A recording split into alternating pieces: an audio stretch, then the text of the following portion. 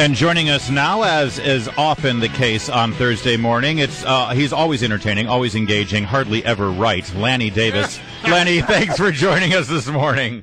I guess I'd rather be entertaining than right. Isn't that what Franklin Roosevelt said? It was something like that.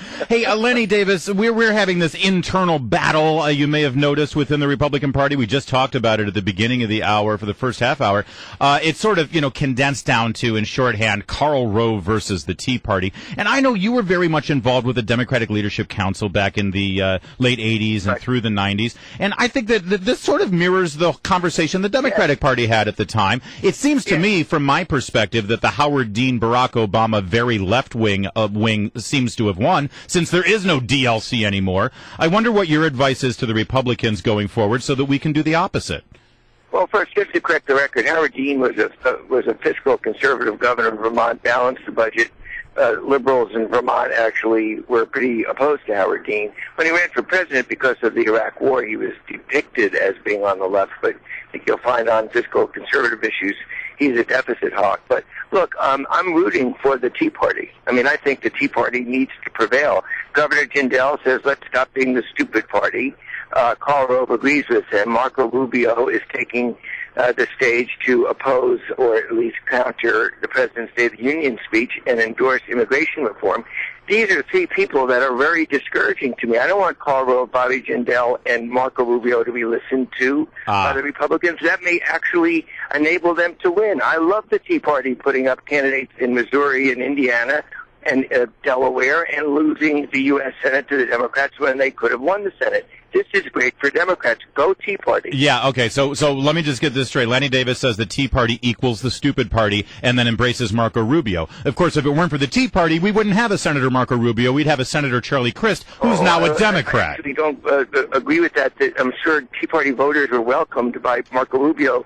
But when he doesn't stand for things that are going to defeat them, talk about rape being a legitimate whatever was said by these kooky people, or I'm not a witch was the candidate in Delaware. We Democrats love those kind of candidates. Yeah, and we love Hank Johnson and Maxine Waters on your side. Electable. Yeah, all right. And I hope that nobody in the Republican base listens to Karl Rove, and I hope they listen to the suicidal Tea Party people. All right, I want to talk to you about something else. You have been a defender of Cory Booker, the mayor of Newark. You say he's a good guy, and you were very much when he actually said Bain Capital, not such a bad deal. Why are we everybody hating on Bain Capital? You sort of stood with Cory Booker on that one. Well, there was a comment that Cory Booker made the other day. If you haven't heard it, I want you to listen. It has to do with guns and restrictive gun laws in America. He says, in his own experience, lawful gun owners don't cause any problems. To me, the data should drive our decision making. So I know I'm not afraid of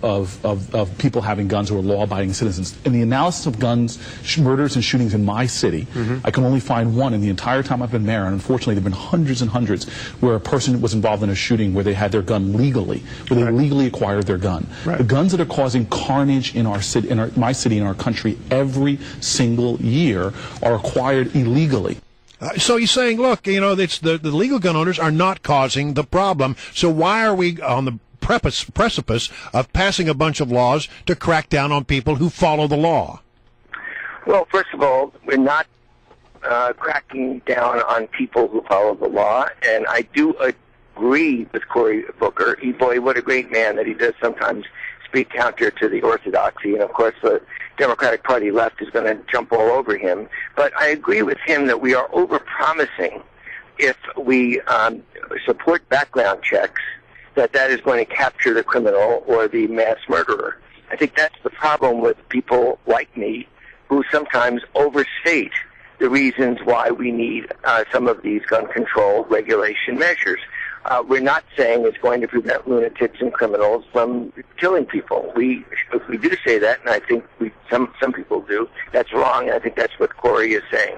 But that is not an argument against background checks. If 80% of the American people, a majority of the NRA, supports background checks, in a democracy, that law ought to be passed. Well, but if you if you do that, you're only support abolishing or preventing people from using assault weapons that are used in war, not in recreation or hunting. But Lanny, hold it, Lanny. Let me just jump in here for a minute, because if you do that, you're increasing the burden on people who already follow the law, who will always follow the law, and they're not the problem.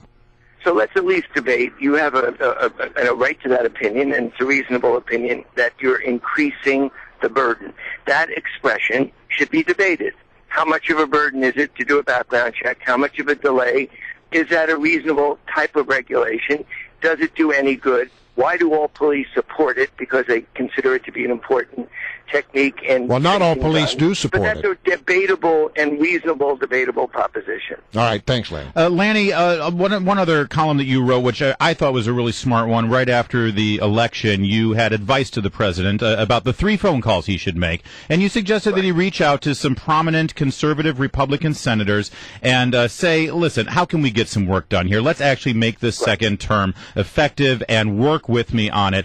Based on the president's performance so far, you think he made those calls? And if not, what does that tell you about his intentions for this second term? Well, I don't know if he has. I still endorse and support and like Barack Obama, but I am disappointed that if he did make those calls, they're not more public. I asked Lindsey Graham and John McCain and Orrin Hatch, I could name a dozen other Republican members of Congress, who would love to sit down with Barack Obama and find common ground and then build a coalition of the willing. I don't see the public gestures towards people like that. I know that Orrin Hatch has worked with Democrats. For goodness sakes, he worked with Ted Kennedy. Early days of immigration reform.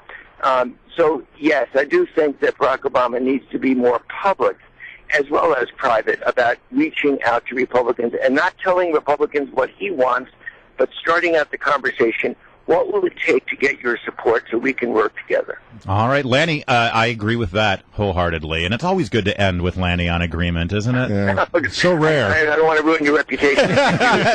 Likewise. Thanks, Right. Lanny Davis, for joining us. We'll talk to you next